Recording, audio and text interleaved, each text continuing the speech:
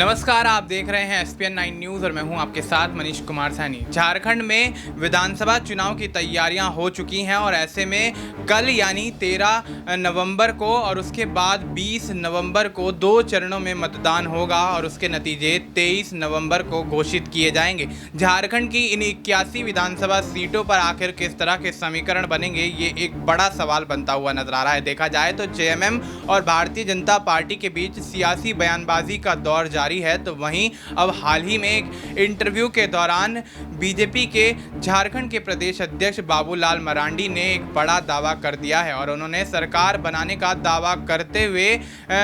चंपई सोरेन को सीएम बनाने के सवाल पर एक बड़ा बयान दे दिया है। बाबूलाल मरांडी चंपई सोरेन को सीएम बनाने को लेकर ये कहते हुए नजर आए कि हमें इसमें कोई आपत्ति नहीं है, अगर वो मुख्यमंत्री बनते हैं तो इसमें हमको कोई भी आपत्ति नहीं है। तो स्थिति साफ है कि भारतीय जनता पार्टी बेशक यहां सीएम चेहरे का ऐलान नहीं करती हुई नजर आ रही हो, लेकिन कहीं ना कहीं चंपई सोरेन की नाम सीएम चेहरे को लेकर झारखंड के चुनाव से पहले चर्चाओं में बनी हुई है। अब ऐसे में कुछ ही समय पहले झारखंड मुक्ति मोर्चा को छोड़कर आए चंपई सोरेन को भारतीय जनता पार्टी ने अपनी सदस्यता दी और उसके बाद अब झारखंड में चुनाव भी लड़वाया जा रहा है। तो स्थिति साफ है कि भतीजे के खिलाफ चाचा को सीएम चेहरा बेशक यहां भारतीय जनता पार्टी बनाती हुई नजर आ सकती है और अगर ऐसा होता है तो बेशक मुकाबला यहां दिलचस्प होता हुआ नजर आएगा। हालांकि भारतीय जनता पार्टी साफ तौर पर, खुले तौर पर अभी पत्ते खोलती हुई नजर नहीं आ रही है, लेकिन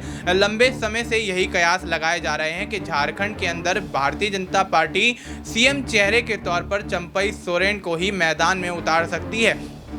क्योंकि हेमंत सोरेन के मुकाबले भारतीय जनता पार्टी के पास अगर कोई ठोस चेहरा है तो वो चंपई सोरेन का है। और ऐसे में देखा गया कि जिस तरह से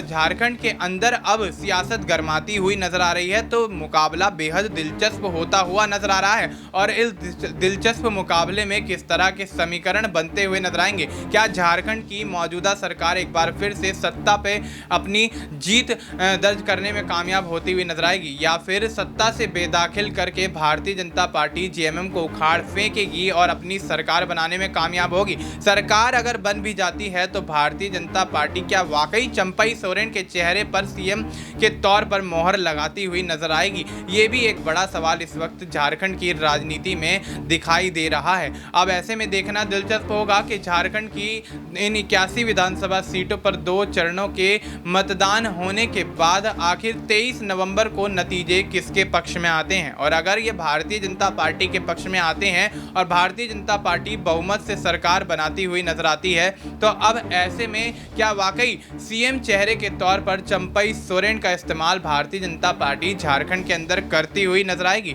फिलहाल आपको इस मुद्दे पर क्या कुछ लगता है, आप अपनी राय हमें कमेंट करके बता सकते हैं। बाकी देश और दुनिया से जुड़ी तमाम जानकारी के लिए आप देखते रहिए एसपीएन 9 न्यूज़।